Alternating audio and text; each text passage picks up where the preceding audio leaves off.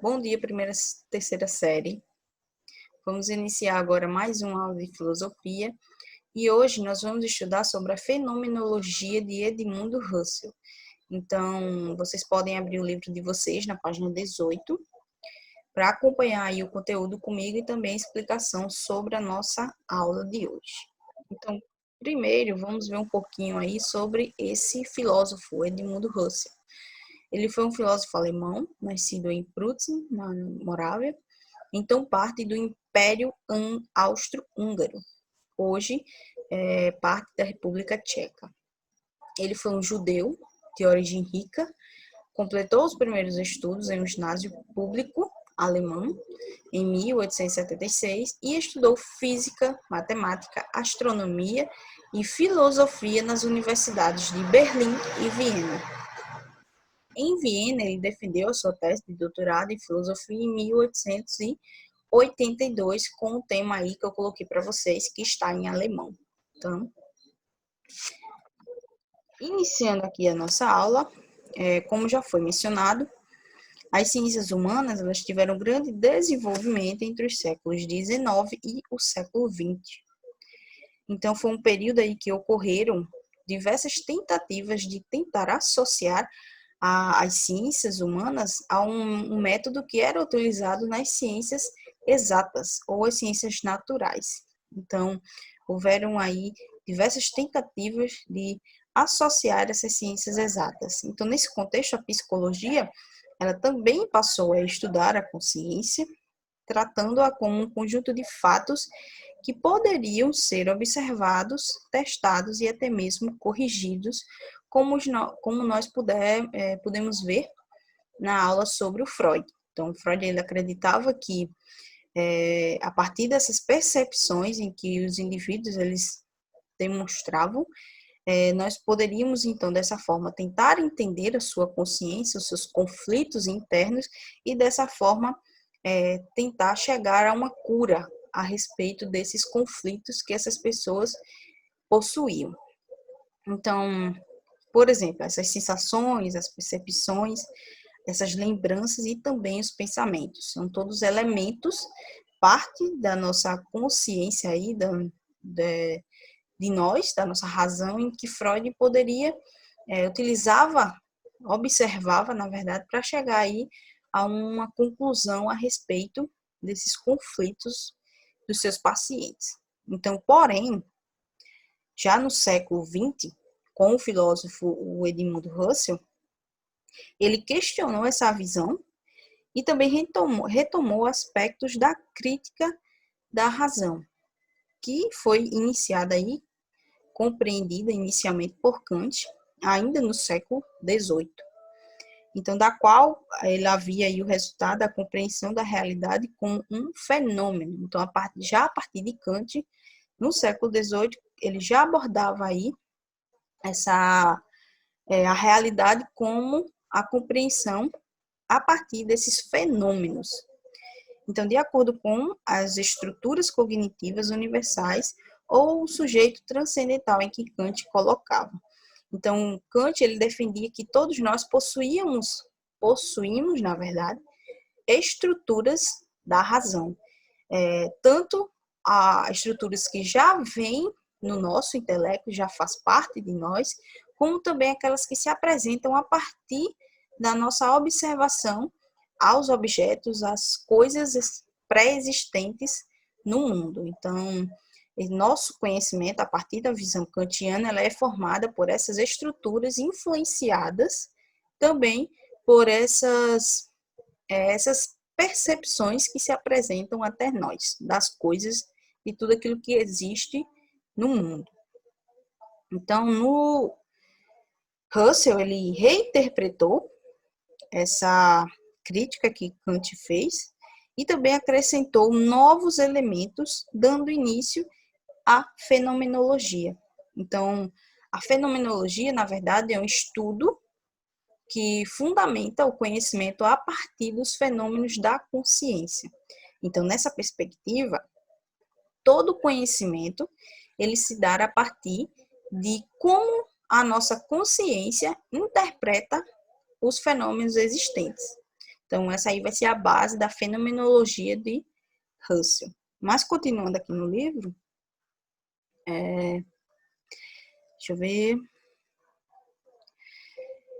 A fenomenologia, ela foi desenvolvida, ela foi criada aí pelo Russell, mas também ela foi desenvolvida por outros filósofos e pensadores, como os franceses Jean-Paul Sartre e Maurice Marleau, e também o alemão Martin Heidegger, entre outros, e exerceu forte e importante influência sobre a filosofia e também as ciências humanas. Então, Russell, ele ficou extremamente conhecido e se tornou um importante filósofo a partir desse conhecimento, desse seu método fenomenológico que ele criou. Tanto que foi aí utilizado por diversos filósofos e também influenciou de forma importante na filosofia e também nas ciências humanas. Então, buscando compreender como a consciência conhece o mundo, Russell ele propôs um procedimento intelectual denominado de époque fenomenológico. Então, Russell ele vai utilizar aí esse método époque, baseado ainda nos céticos, no pensamento cético, que vocês já devem ter estudado aí desde a primeira série, acredito. Os céticos eles defendiam um pensamento, uma posição, na verdade, onde eles suspendiam um juízo de valor sobre as coisas, sobre tudo que existe. Então, eles não depositavam de nenhuma forma, um juízo de valor sobre as coisas, sobre o conhecimento, sobre a verdade. Inclusive, para eles, a verdade, ela não existe apenas uma verdade absoluta, como muitos filósofos defendiam. Para os céticos, existem diversas verdades, não apenas um caminho ou uma verdade absoluta. Então, o Russell ele vai pegar aí um pouco sobre esse termo, sobre a époque, que vem desse ceticismo antigo, e vai colocar aí, criar uma nova forma, vai utilizar, na verdade, de uma nova fórmula. Então, esse termo époque, ele vem desse ceticismo antigo, em que era empregado para designar a atitude de suspender os julgamentos sobre a realidade. Os céticos, eles não cultivavam julgamentos a respeito da realidade.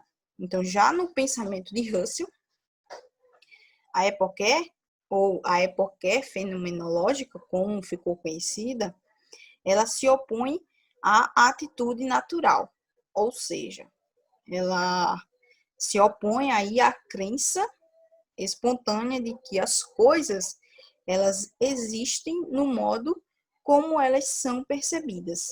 Trata-se, portanto, de um procedimento de colocar a existência e a realidade do mundo entre parênteses, para investigar as relações que se estabelecem entre o mundo e a consciência. Então, ou seja, é uma forma de tentar compreender o mundo não como ele realmente é, mas da forma como ele se apresenta até nós. Então, por isso daí deriva a palavra fenomenologia, porque para Russell, os fenômenos são tudo aquilo que se apresentam até nós, da forma como eles aparecem. Então, é da mesma forma aqui em que ele coloca, de tentar entender o mundo da forma como nós percebemos e não como ele, como se apresenta até nós, e não como realmente é. Então, para investigar essas relações que estabelecem entre o mundo e a consciência, de acordo com as diferentes operações mentais que caracterizam o ato de conhecê-lo. Então, esse método, ele foi desenvolvido inicialmente pelo Russell e desde então existiram aí muitos adeptos na filosofia e também em outras áreas do conhecimento, como eu falei para vocês. Então, para o Russell, o mundo ele só pode ser compreendido a partir da forma como se manifesta, ou seja, como aparece para a consciência humana, como cada consciência humana vai compreender esse mundo, e não como ele realmente é. Não há, na verdade, um mundo em si e nem uma consciência em si. A consciência é responsável por dar sentido às coisas. Então, dentro da filosofia, um fenômeno designa simplesmente a forma como uma coisa aparece ou manifesta para o sujeito, ou seja, trata-se das aparências das coisas. Sendo assim, todo o conhecimento que tenha como ponto de partida os fenômenos das coisas, elas podem ser compreendidas como fenomenológicas, a partir dessa visão de Husserl. Então, continuando aqui, assim entendendo a realidade como um conjunto de fenômenos, ou seja, fatos determinados pela consciência. Então, de acordo com a visão de Husserl, a realidade, na verdade, será tudo aquilo em que a nossa consciência apresenta até nós, e não como ela realmente é. Então, será a nossa consciência que vai determinar como e o que é, na verdade, a realidade. Então, a fenomenologia, ela partiu da Epoché para investigar as relações entre a consciência e os objetos percebidos por ela. Nesse processo, ele destacou que, além dessas estruturas universais identificadas por Kant, como ele coloca aí o espaço, o tempo e a causalidade, que são as estruturas que foram definidas por Kant, o Husserl ele vai aí ainda acrescentar a intencionalidade a essas estruturas universais. Ou seja, era sempre consciência de algo em um dado momento e tomado sob perspectivas distintas e particulares. Sendo assim, o mesmo objeto ele seria conhecido de diversas formas por diferentes indivíduos em distintos momentos, de acordo com as emoções, os desejos, os interesses e os atos de consciência envolvido. Ou seja, esse fenômeno, o fenômeno, na verdade, para Husserl, ele modifica-se a partir das emoções, dos nossos interesses, dos nossos desejos que depositamos a eles. Então, por exemplo, já que o fenômeno é tudo aquilo que se apresenta até nós, que aparece, essa caneta, ela é, na verdade, segundo a visão de Husserl, um fenômeno. Então, a minha percepção dessa caneta vai ser diferente da percepção que vocês vão depositar sobre esta caneta, a partir da visão de Husserl. Então, vai depender das emoções em que vocês estão no momento, o interesse que vocês vão depositar, os desejos, por exemplo, a percepção, a imaginação e a memória. Tudo isso vão ser elementos que vão contribuir para modificar esse elemento caneta para cada indivíduo. Então, são todos esses elementos que vão influenciar nessa visão. Então, por isso que ela vai variar de acordo com cada indivíduo. Então, portanto, cada percepção ou sensação, ela deveria ser entendida como um fenômeno singular, tão válido quanto outros, visto que os objetos eles se modificam quando tomados em circunstâncias distintas e sob diferentes atos mentais.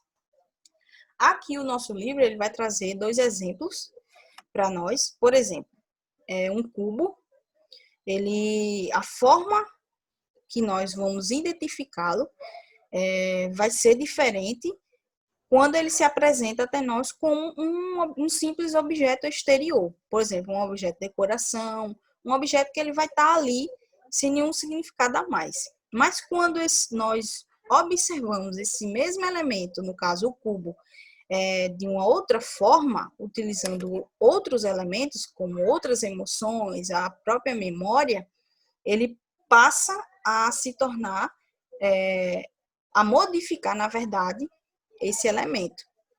Então, uma praia, por exemplo, ela também se modificaria se fosse observada ou lembrada com alegria, tristeza ou qualquer outra emoção. Então, mesmo sendo a mesma praia, o mesmo elemento, ela vai se modificar de acordo com as emoções em que você vai possuir naquele momento em que você está ali observando aquela praia. Então, todas essas emoções, esses elementos, eles vão influenciar na forma como você vai perceber aquele elemento, ou no caso do exemplo, aquela praia. Então, por isso, os fenomenológicos, eles consideram os diversos atos da consciência como objeto de decifrar as relações entre ela, no caso a consciência, e também o objeto conhecido, uma vez que, de certo modo, ambos se misturam no ato da percepção. Então, continuando aqui, eu coloquei um resumo desse pensamento de Russell para tentar facilitar o entendimento de vocês. Então, com isso, Russell ele afirma que o protagonismo do sujeito perante o objeto, já que cabe a consciência de atribuir sentido ao objeto. Então, nas aulas passadas, eu já tinha explicado para vocês sobre essa inversão aí da importância em que a gente vai dar ao sujeito e também ao objeto. Antes sempre era dado ênfase aos objetos, mas mas com Russell também ele vai aí valorizar dessa forma o sujeito. Então, é uma importante contribuição do autor, é a ideia de que a consciência ela é sempre intencional, ela é sempre consciência de algo. Esse pensamento ele contraria a tradição que entendia a consciência como possuidora de uma existência independente. Então, segundo Russell, essa nossa consciência de algo, ela é sempre influenciada, ela é sempre intencional. Ela não é uma consciência independente. Na fenomenologia de Russell, os fenômenos eles são manifestados, são, na verdade, a manifestação da própria consciência, da nossa consciência. Por isso, todo o conhecimento é também conhecimento de si. O sujeito e o objeto ele acabam por se tornar uma e a mesma coisa. Então, essa foi a aula de hoje sobre a fenomenologia de Russell. Essa aula ela traz alguns elementos de outras aulas que nós já estudamos tanto no primeiro bimestre como agora no segundo bimestre. Então, é só vocês fazerem aí as relações com os conteúdos que nós já estudamos anteriormente para tentar entender melhor esse conteúdo, tá certo? Então, por hoje ela vai terminar aqui. Espero que vocês tenham entendido. Espero que vocês estejam todos bem e até a próxima aula. Até mais.